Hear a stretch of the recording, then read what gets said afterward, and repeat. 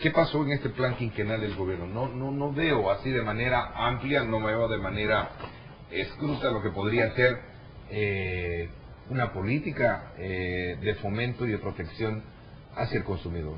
Bueno, primero, Ernesto, como te lo comentaba, nuestra idea es que el trabajo tan importante que hace la Defensoría está íntimamente conectado con el plan quinquenal de gobierno. Y como tú muy bien lo dices, en uno de los objetivos estratégicos, no es cualquier cosa, uno de los objetivos estratégicos se plantea la protección del bolsillo de la familia salvadoreña. Y que nada más y nada menos mejor conectado con la protección al consumidor. Lo importante, y quiero darte un anticipo, a propósito de la pregunta, lo importante es que la Defensoría está muy dinámica en el tema y en el ámbito de protección de los derechos. Te quiero comentar que hemos básicamente cerrado el trabajo de formulación de la nueva Política Nacional de Protección al Consumidor. ¿Se puede vivir de percepciones? Tú haces referencia de que siguen caminando y desde luego Roma no se construyó de la noche al día, ¿no? Yo creo que haber encontrado una estructura, como tú lo dices esta mañana, una estructura muy fuerte de mercado, ¿verdad? Con ciertos comportamientos, no es fácil de la noche a la mañana venir a cambiarlo. Y podrías tener todas las voluntades tú para hacerlo, pero si la ley no te lo permite, no lo vas a lograr. Pero cuando tú me haces referencia de que crees que ustedes van avanzando, van caminando, la percepción de la población es diferente. Y ya te voy a poner ejemplos bien claros. Sí. El caso muy específico, y tú lo mencionaste al inicio, con relación al tema del pliego tarifario en ANDA, que creo que ahí hubo una distorsión tremenda en cuanto al cobro, y te voy a poner un ejemplo de una persona humilde, que le salió el recibo en $100. Cuando ella se apersonó a la ANDA, le dijeron de que no podían hacer nada y que lo que podía hacer es darle plazo para estarlo pagando. ¿Tú crees que eso es correcto? ¿Tú crees que eso es... ese es el mercado que tenemos? No, yo creo que ese no es el mercado, Ernesto. Si ese es el caso de un cobro indebido de ANDA, ese es un abuso, es una irregularidad contra un usuario. Eso no es el mercado. Y justamente esas son las cosas que la Defensoría tiene cada vez más que empujar modificaciones en el procedimiento, en las prácticas, en las legislaciones para proteger mejor los consumidores. Y yo no estoy hablando de percepciones, Ernesto.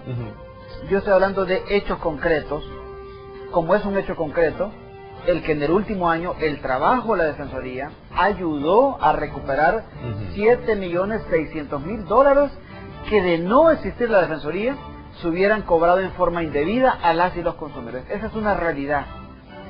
Que esa realidad todavía en la percepción ciudadana es insuficiente, puede ser, pero yo creo que la manera de enfrentar esa percepción es mostrando el carácter, el compromiso, la honestidad, realmente la integridad de ir adelante. Acordémonos que en nuestro país, así como está la situación, el salvadoreño pues solo alcanza para el arroz, azúcar, frijoles, maíz. ¿Qué hacer para mantener esos precios? Porque la situación familiar pues es difícil, los salarios no alcanzan y pareciera que los precios van a ir hacia arriba a partir de el exceso de lluvia que ha caído en estos días. La Defensoría del Consumidor no tiene facultad legal para rebajar los precios. Por favor, que la gente lo entienda, porque en esto uno puede jugar con expectativas, puede generar deseos, necesidades que no tienen que ver con la realidad. La Defensoría del Consumidor no tiene ninguna facultad legal para rebajar los precios. Los precios están ahí porque históricamente el mercado funcionó de una manera tal que generó un costo de la vida alto en el país. Hay que recordar que en este país un elemento que incrementó los precios es la dolarización. Hay que esperar y hay que hacer un llamado respetuoso a la Asamblea Legislativa para que avance en esta discusión legislativa, que nos dé pronto una ley de medicamentos que abarate el costo y que contribuya al acceso a los medicamentos en el país, en particular de la gente con menos recursos en nuestro querido El Salvador. Entonces, ¿es una mentira que en el país nosotros tengamos los precios de las medicinas más baratas con respecto a Centroamérica, como lo dice la gremial Inquifar? Bueno, yo me baso en nuestros estudios, Ernesto. Están en la página web www.defensoría.gov.sb. Hemos hecho un par de estudios en los últimos años y siempre El Salvador aparece, los medicamentos analizados en El Salvador aparecen como primero o segundo más caro de Centroamérica. Ahí están las evidencias. Creo que recurrir a estudios de quién sabe de qué procedencia para justificar lo injustificable no es muy serio. Me parece que hay una realidad, tenemos medicamentos caros, esa carestía de los medicamentos es consecuencia de problemas en el mercado, falta de transparencia en el mercado, entre otros temas, abusos en la formación de precios, y eso es lo que activa un procedimiento legislativo que se requiere. Hay que decirlo francamente, Ernesto, la pelota está en la cancha de la Asamblea Legislativa. La Asamblea Legislativa, si quiere legislar en beneficio del pueblo salvadoreño en el tema de medicamentos, debe tomar en cuenta esta propuesta de ley que el Poder Ejecutivo le ha presentado a través del Ministerio de Salud y que pronto le dé al país una nueva legislación que ayude a mitigar y a resolver la problemática de los altos precios de los medicamentos en El Salvador. ¿Cuáles son esas faltas de transparencia a las que tú haces mención? Bueno, está claro, Ernesto, que cuando uno evalúa los precios de los medicamentos en El Salvador y en la región, hay evidentemente importantes ganancias que se quedan en la importación, en la distribución al mayorista, al detalle. Al detalle hay que hablar de los problemas que se generan con la falta de transparencia en las farmacias, que están vendiendo medicamentos con viñetas que encarecen el precio. Hay una infinidad de cosas. Creo que lo importante es, el Poder Ejecutivo, el señor Presidente de la República, ha respaldado una propuesta de ley que está en la Asamblea Legislativa, y lo que hay que esperar es que la Asamblea Legislativa discuta y apruebe esa normativa para proteger el interés económico de los consumidores de medicamentos en El Salvador.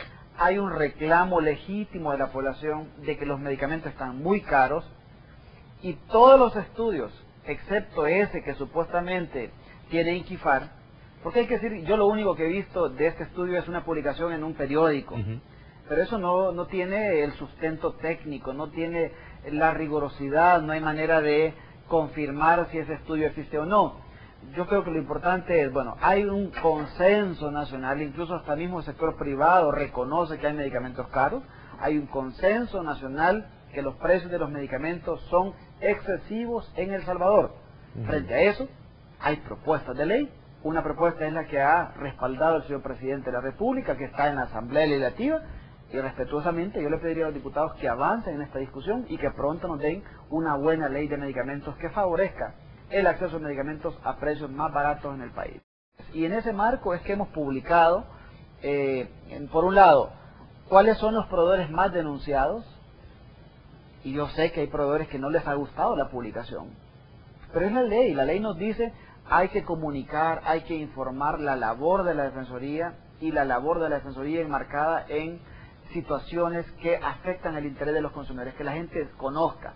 Yo animo a los proveedores, por cierto, que aparecen en ese listado de los proveedores más denunciados, a que se pongan las pilas, a que eviten aparecer en el top 10 de empresas más denunciadas, a que aseguren mejor servicio a sus clientes, a que cumplan la ley de protección al consumidor.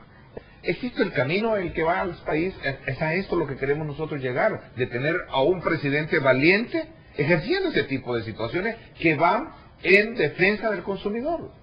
El punto es cómo esa labor presidencial se ejecuta a través de los funcionarios correspondientes. En este caso, como Defensoría del Consumidor, a propósito de lo que me comentas, quiero recordarte, Ernesto, que en la Asamblea Legislativa está una propuesta presentada entre la Defensoría del Consumidor y la Superintendencia del Sistema Financiero, pidiéndole a la Asamblea Legislativa que reforme la ley de tarjetas de crédito para devolverle a la Defensoría del Consumidor los dientes que tenía antes de la recientemente aprobada ley de tarjetas de crédito.